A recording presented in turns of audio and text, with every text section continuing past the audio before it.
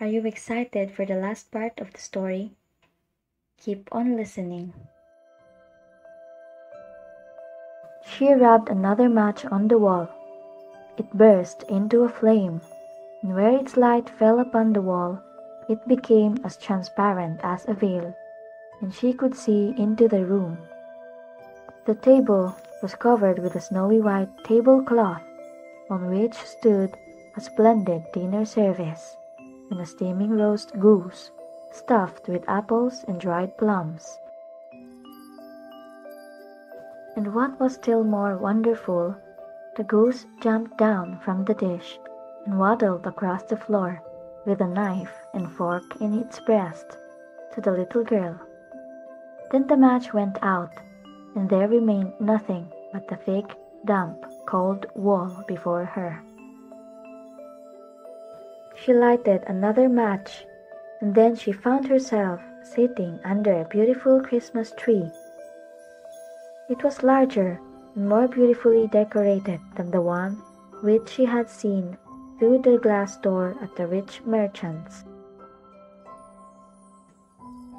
Thousands of tapers were burning upon the green branches, and colored pictures, like those she had seen in the show windows, looked down upon it all.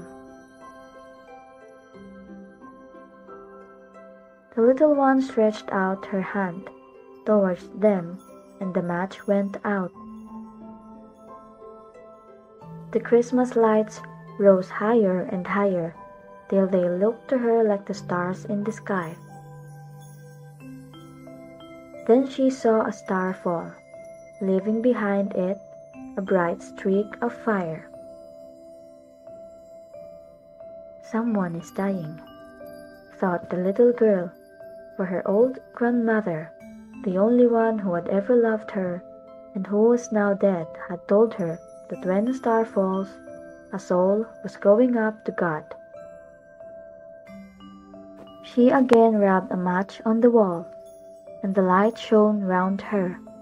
In the brightness stood her old grandmother, clear and shining, yet mild and loving in her appearance.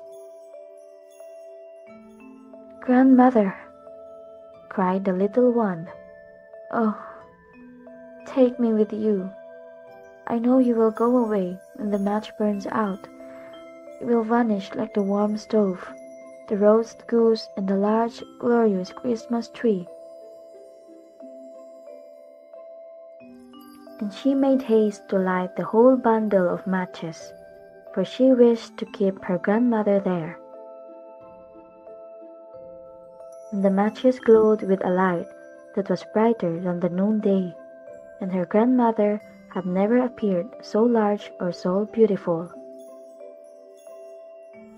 She took the little girl in her arms, and they both flew upwards in brightness and joy far above the earth, where there was neither cold, nor hunger, nor pain, for they were with God. In the dawn of morning, there lay the poor little one, with pale cheeks and smiling mouth, leaning against the wall. She had been frozen to death on the last evening of the year, and the New Year's sun rose and shone upon a little corpse. The child still sat, in the stiffness of death, holding the matches in her hand, one bundle of which was burnt.